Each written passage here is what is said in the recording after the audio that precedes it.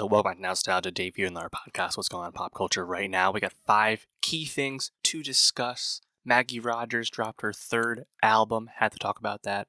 Amazon Prime Video dropped Fallout, the latest big budget video game adaptation series. HBO premiered The Sympathizer, the latest prestige miniseries featuring Robert Downey Jr.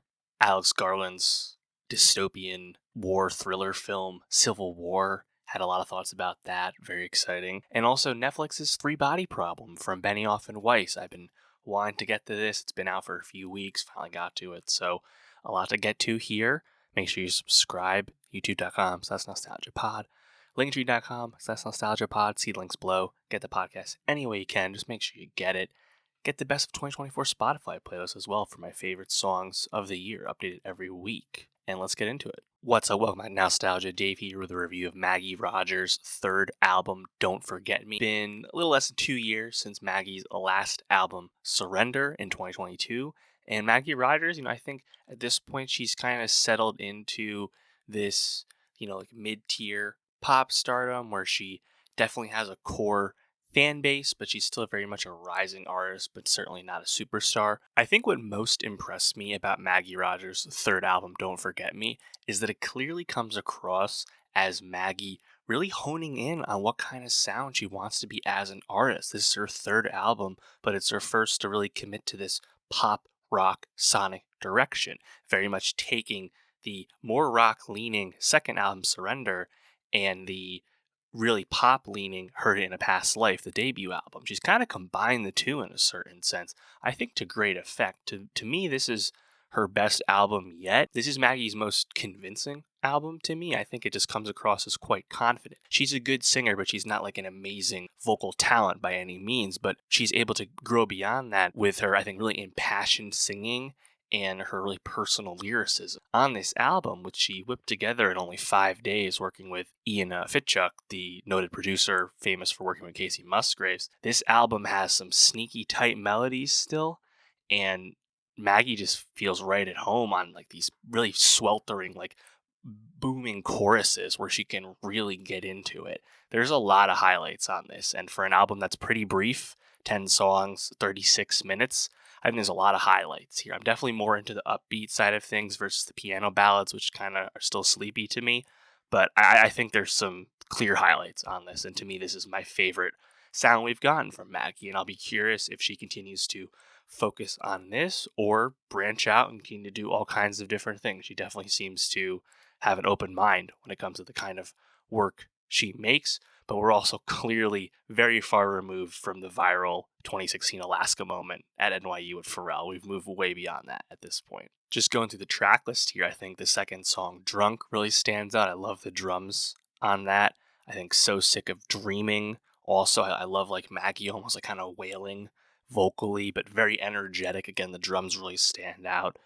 The Kill, I mean, this is one of the catchiest ones. I love the singing on the hook, but just it's a really fun melody. I think that's a clear highlight. That's probably the biggest quote hit on here.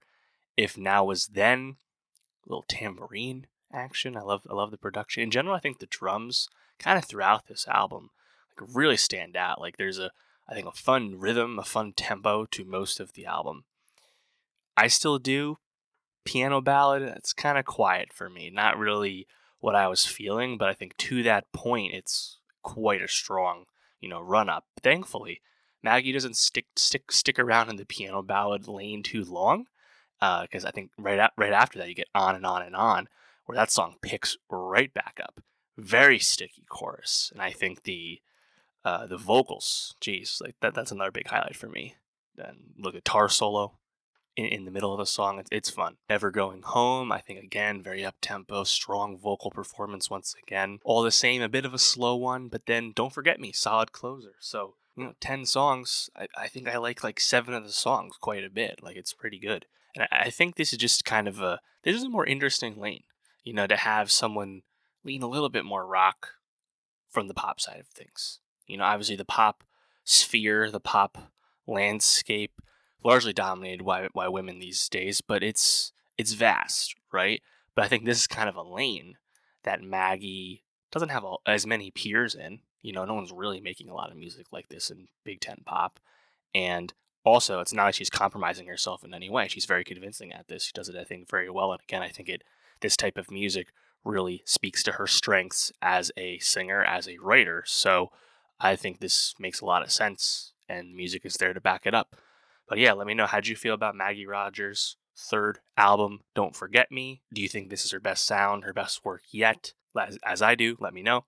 And for more music reviews, subscribe, and I'll see you next time. What's up? Welcome back to Nostalgia. Dave here with a review of Fallout, the new video game adaptation, dystopian science fiction series, out now in full on Amazon Prime Video. This is from Jonah Nolan and Lisa Joy, of course, their television follow-up to Westworld on HBO. Nolan and Joy are not the showrunners of Fallout, but they did produce the series, and Jonathan Nolan did direct the first 3 episodes as well. I think the premiere episode in particular really stands out for just, I think, impeccable visual, choices, great production design, really effective first episode. And Fallout, this is the latest in the seemingly just beginning age of video game IP adaptations, right? Just look back on what we've got in recent memory. Quality is still up and down, but we're starting to get, I think, some real gems. Of course, HBO's The Last of Us, last year, critical, commercial, and Emmy darling, unsurprisingly.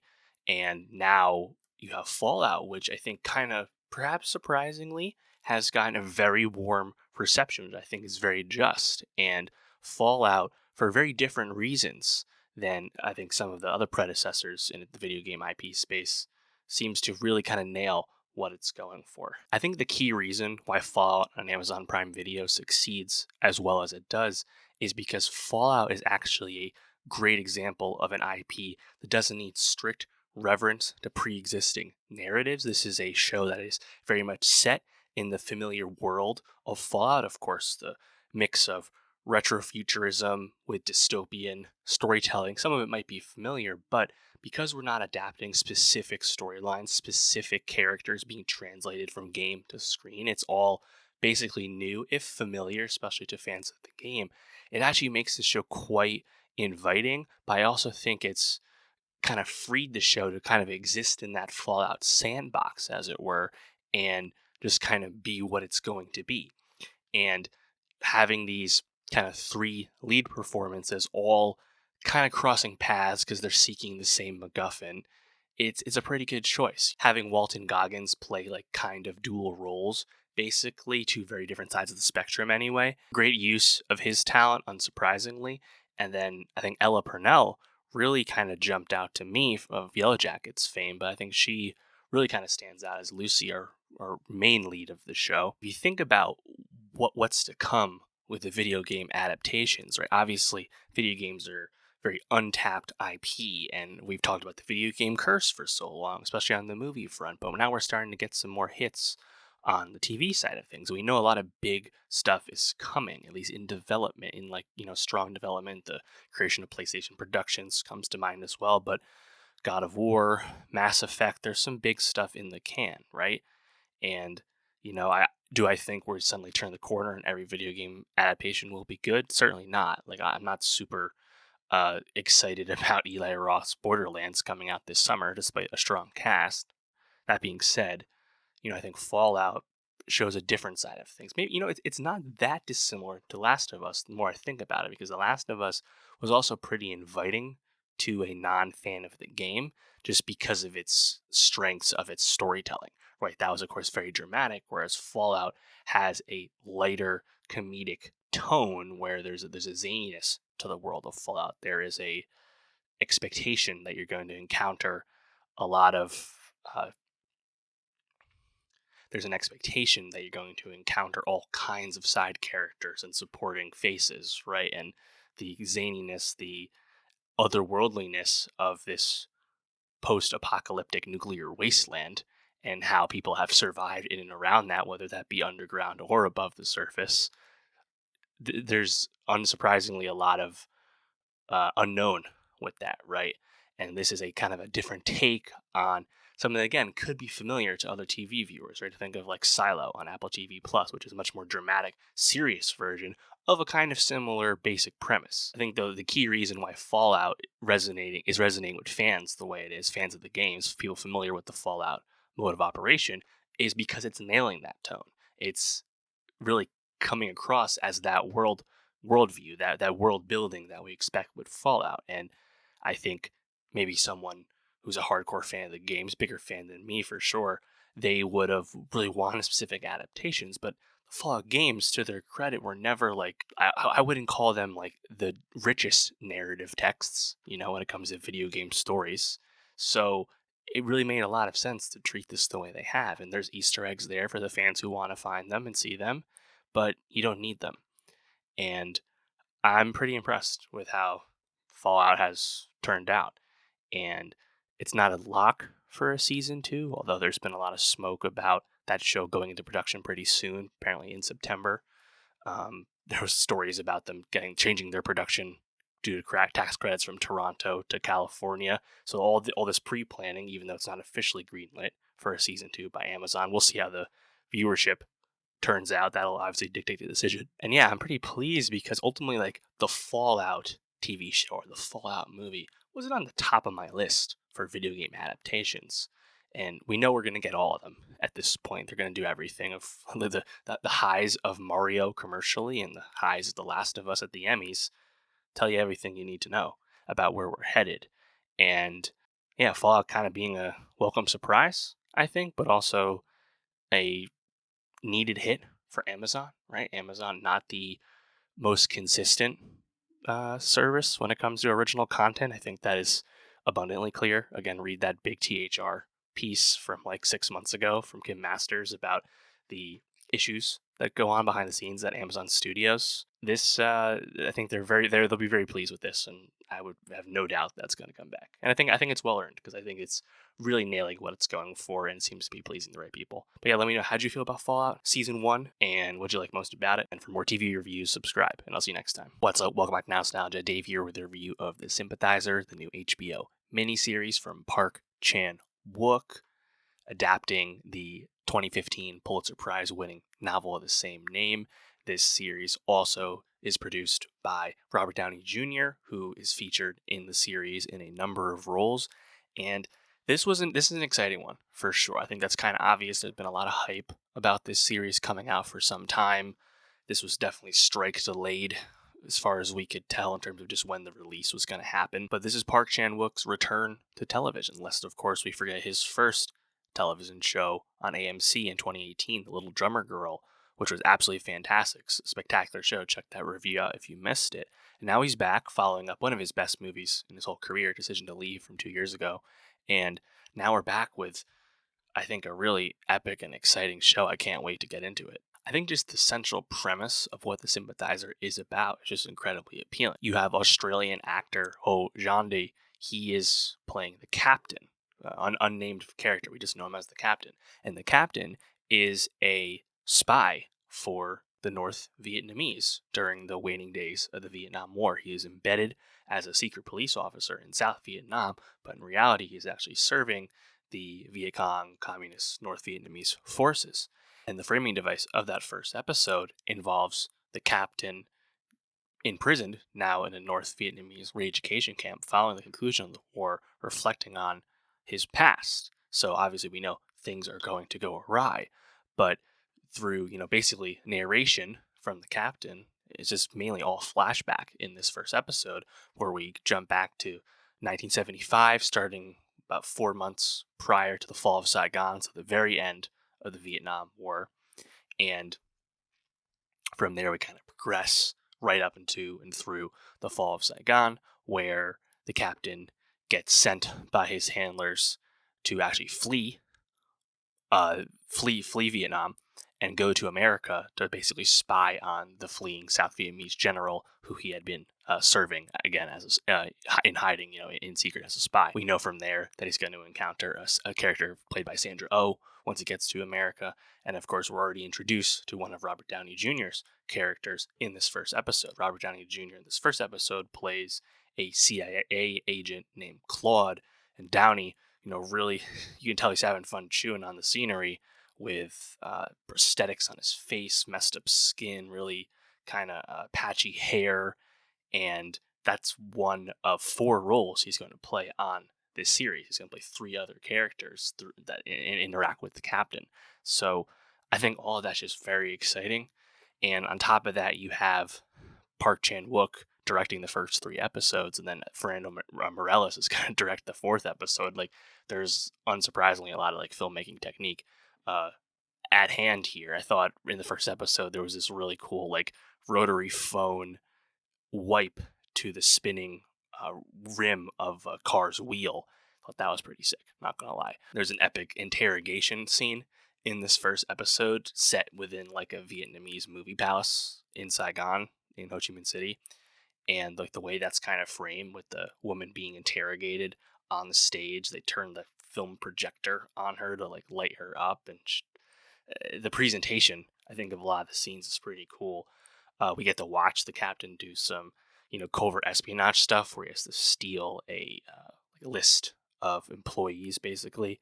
And I think watching any stuff like that's pretty fun. Watching secret spy equipment get pulled out of the suitcase, using the secret spy camera, mini camera things is always quite fun. I also think that, ultimately, like, what's pretty appealing about this series, too, which is about almost exclusively about Vietnamese characters, right? Is the captain is a biracial person, French father, Vietnamese mother. So he's someone who is not seen as Vietnamese enough in his homeland, and you hear that a lot in this first episode. And unsurprisingly, we can assume he's not going to be viewed as American enough once he goes to the U.S. in the 70s. I think we can safely say that, not having seen these episodes yet. And it's a compelling juxtaposition, right?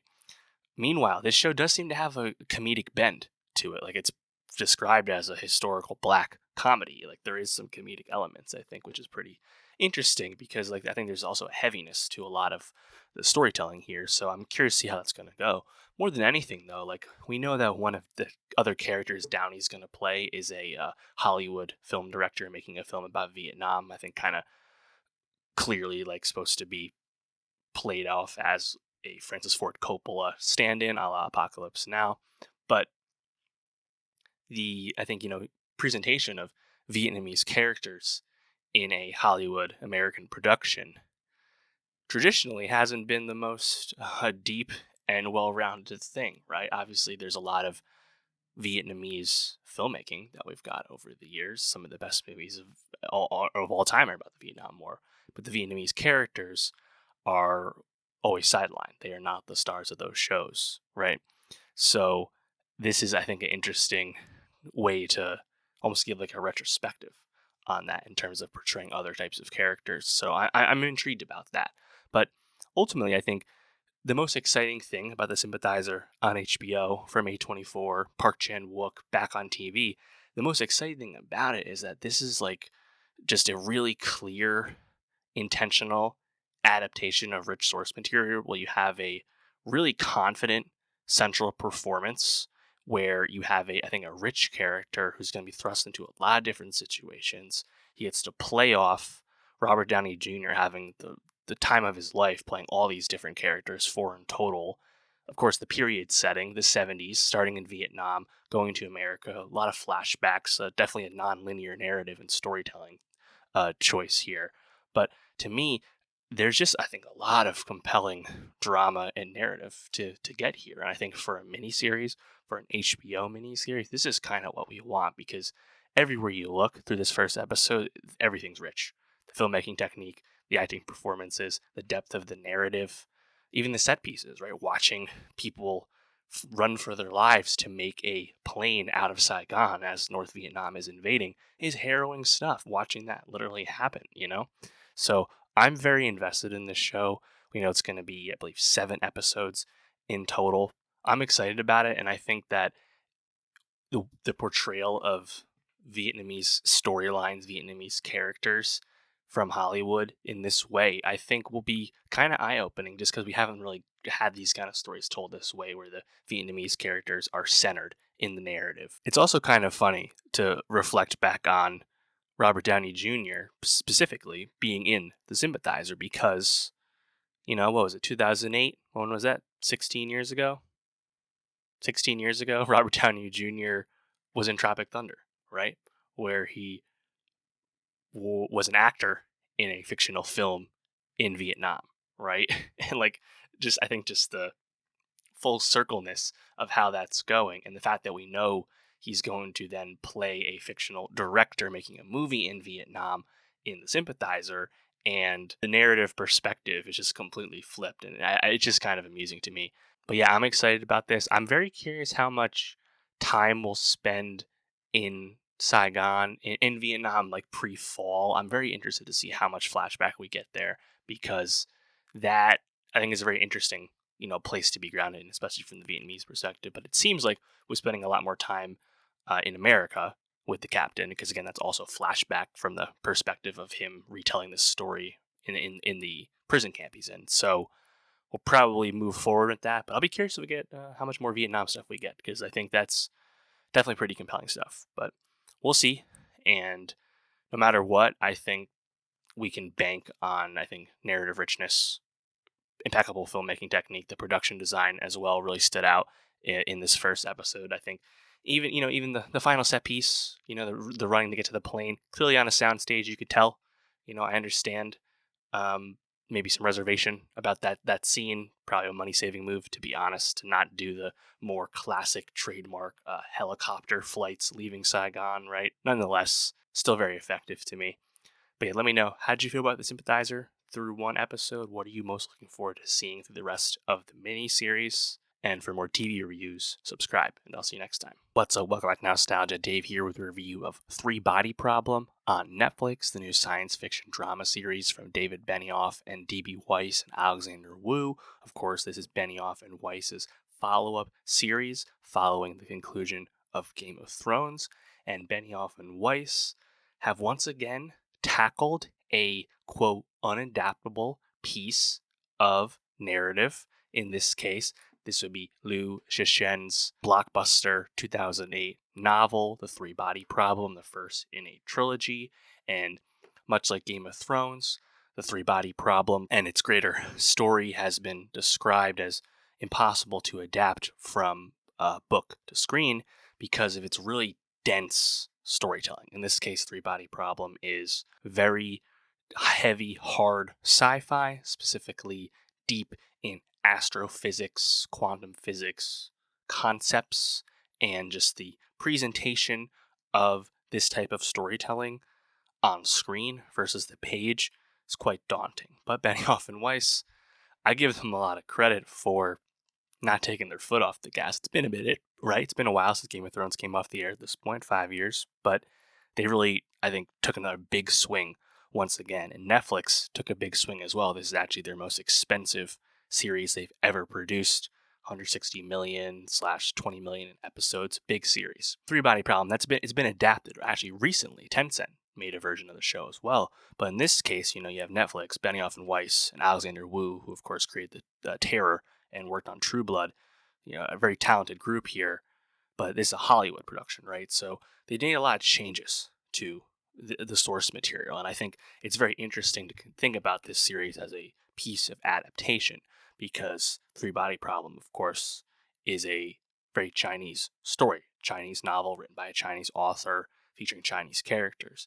And in this case, a lot of characters, their names have been changed. We've combined characters, created new composite characters.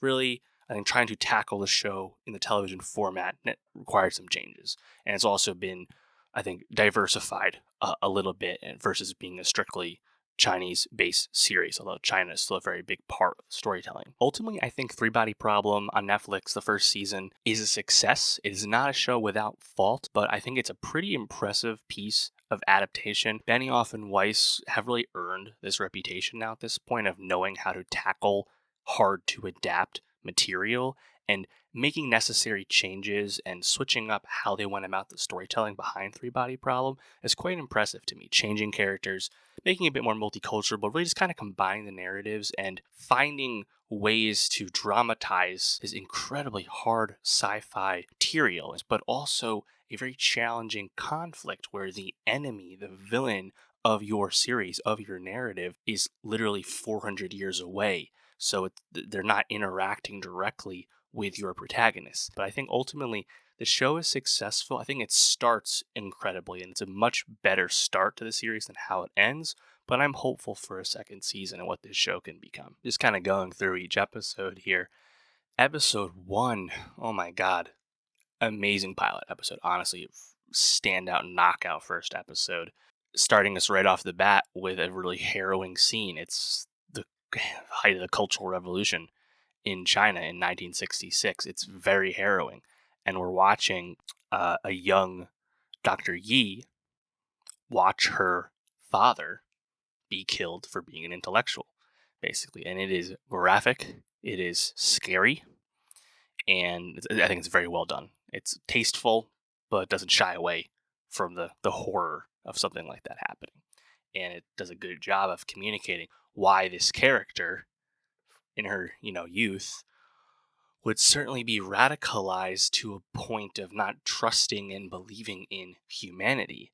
So thus, when presented with an opportunity in episode 2 to contact a alien race off world, they would take that opportunity, even if that puts the whole, existence of humanity at risk. I think that first episode really nails it. Meanwhile, of course, we get introduced to basically the central characters of the show, the Oxford Five, so to speak. And I think that was a key decision on the part of the creators behind Three Body Problem, where you kind of ground all the scientists together by them being friends, them having known each other, them being connected.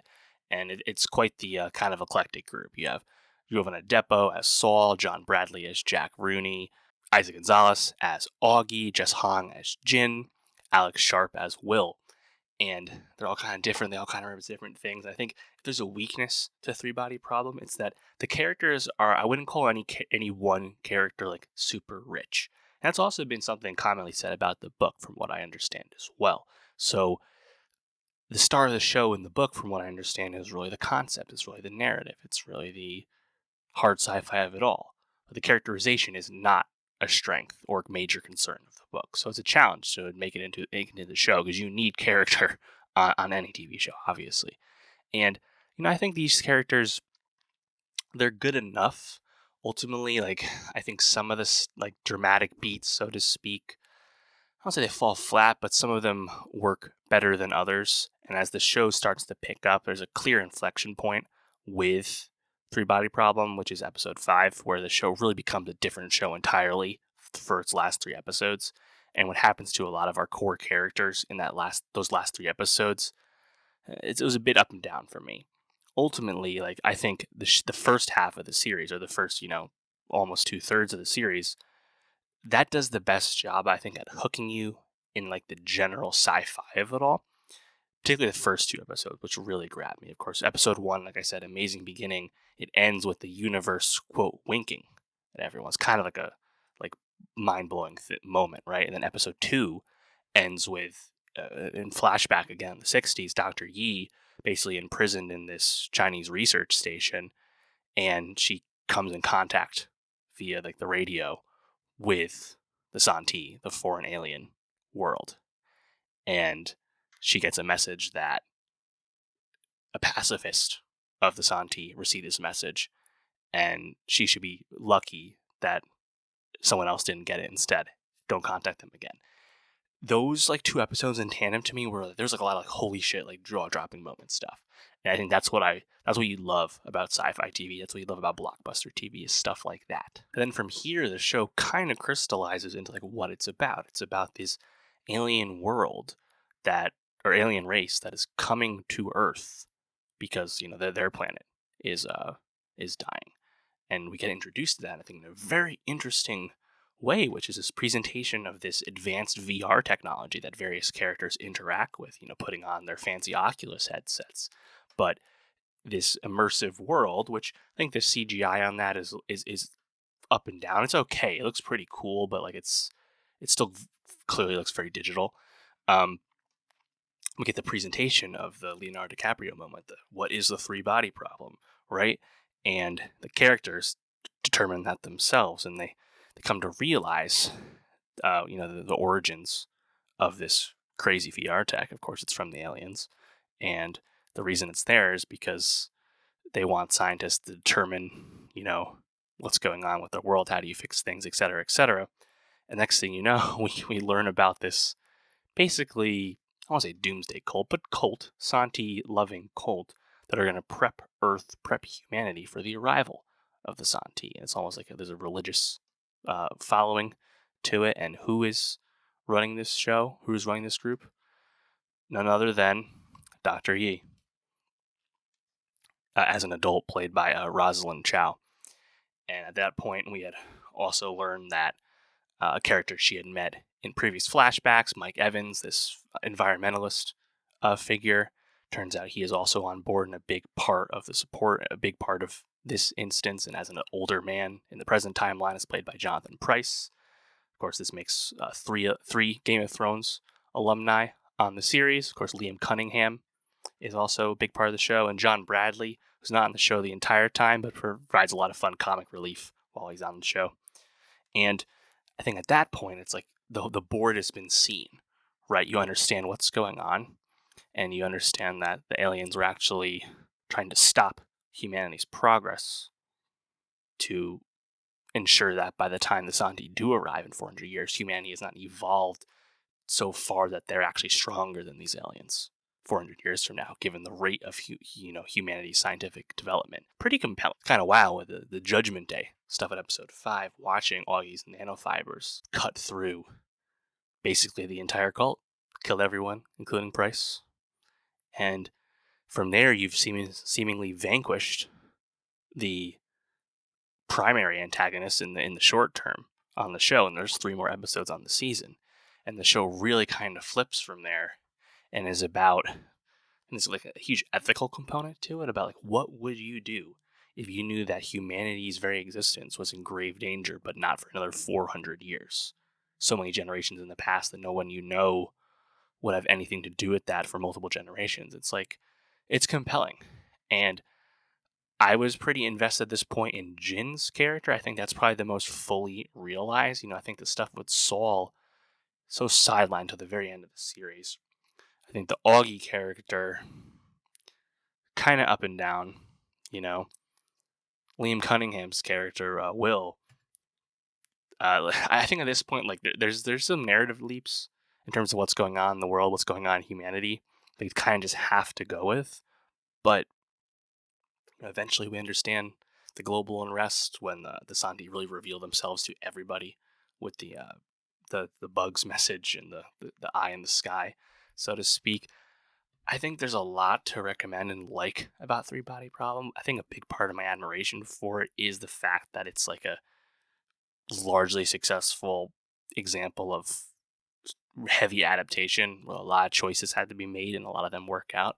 But ultimately, like, the lack of like consistent character does hold the show back, and I think it's an interesting place for a series to conclude its first season, first of, you assume, 3 or 4, where again the antagonists are so far out in the future. Or are we almost in like a Foundation, Isaac Asimov situation, where we have to advance this show many years, decades, hundreds of years? How sci-fi are we going to get?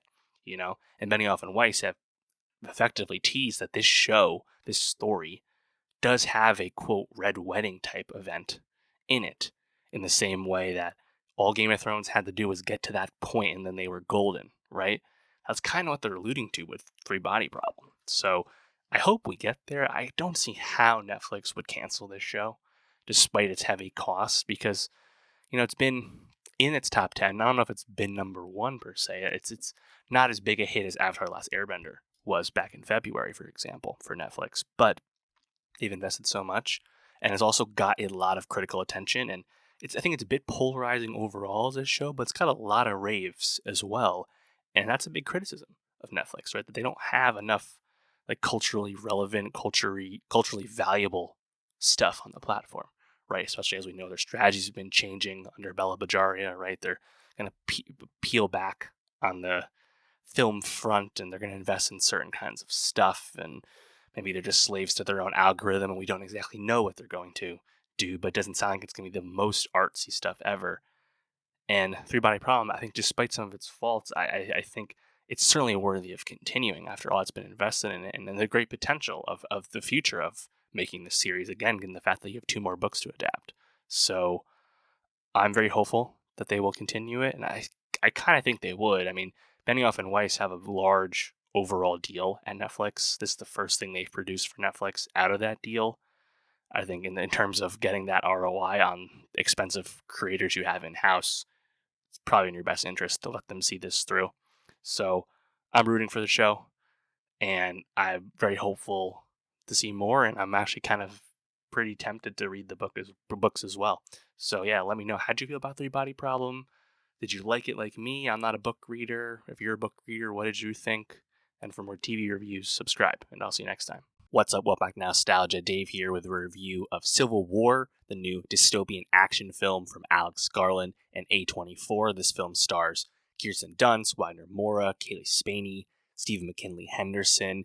And yeah, this film obviously has a lot of anticipation, a lot of attention on it because it's an Alex Garland film. Alex Garland, one of our most transgressive and provocative filmmakers. I've been a big fan of his for some time. Of course, I love Ex Machina. That's one of my top 10 movies of the 2010s. I love Annihilation as well. Of course, Garland also an accomplished screenwriter. Yeah, Civil War has got a lot of attention because of its subject matter. Of course, portraying a fictional, in the future, American Civil War, the second Civil War in the United States, and depicting that in a harrowing detail. And that has, of course, come under fire, come under criticism for its timing during an election year and just the general state of American society. And I have to say, this is a movie I liked quite a bit, and I'm going to get into why. But I just wanted to say, it's kind of frustrating that we're doing this thing again with a movie. This is going to open like to $20 million. This is not a blockbuster in the traditional sense. And we've done this before. Remember The Hunt? Remember Todd Phillips' Joker?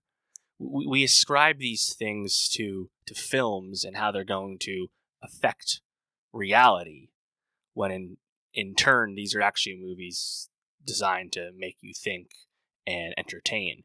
And I think Civil War certainly does that. And I think anything else being ascribed to this movie's impact or timing, I think is just kind of off base and dumb, to be honest. Despite all that, Civil War is a transgressive film. This is a visceral, gritty, violent action film, and unsurprisingly, the depiction of a second American Civil War in modern times is a very harrowing and upsetting watch.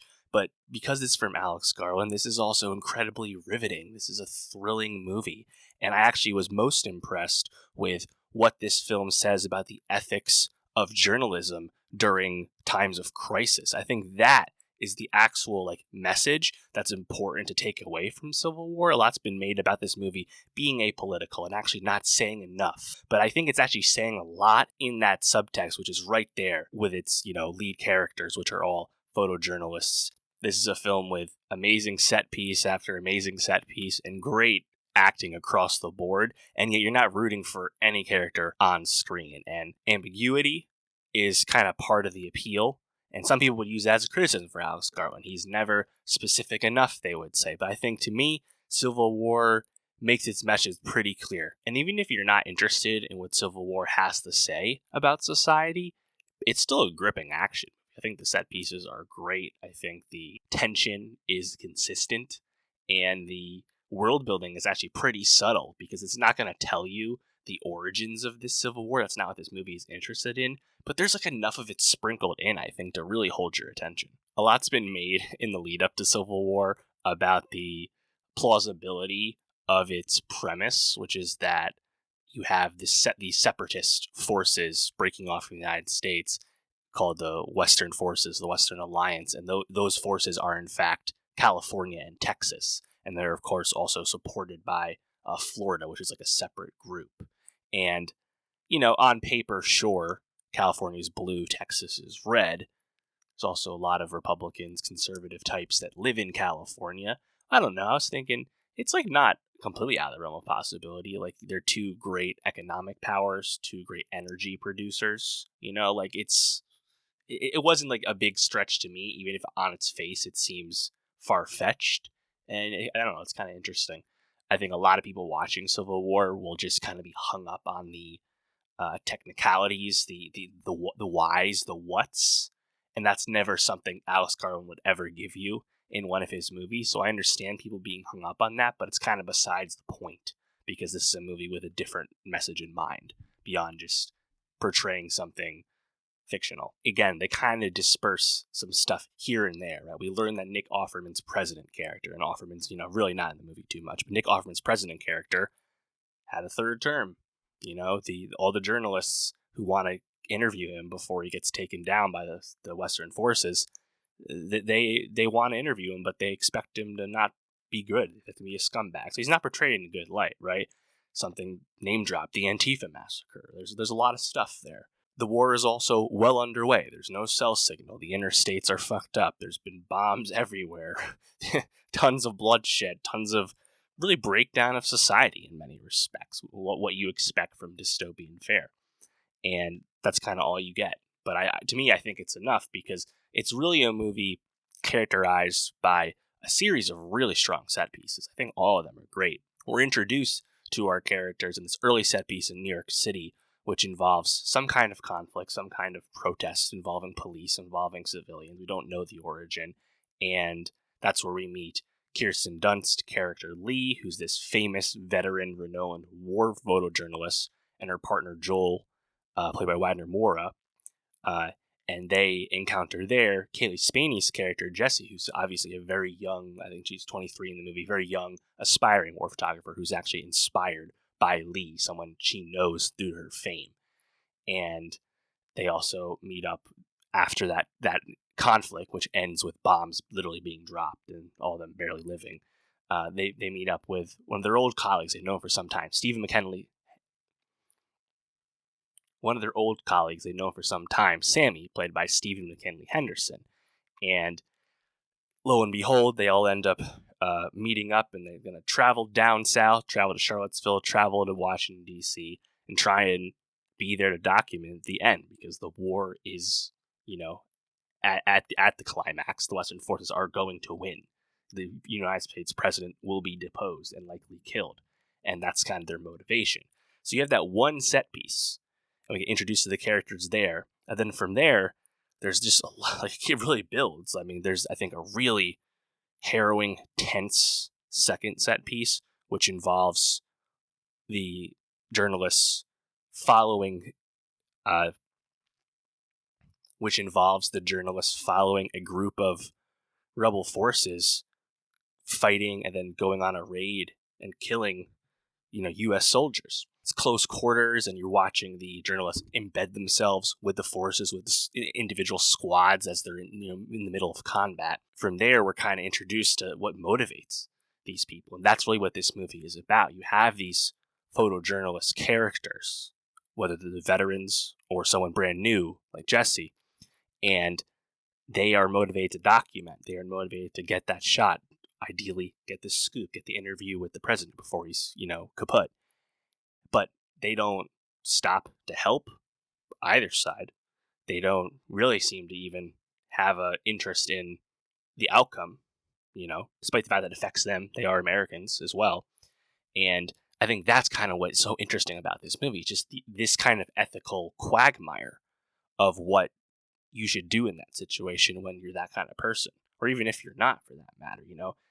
They encounter a lot of atrocities, seeing people strung up, seeing dead bodies hanging from an overpass, militias kind of patrolling around.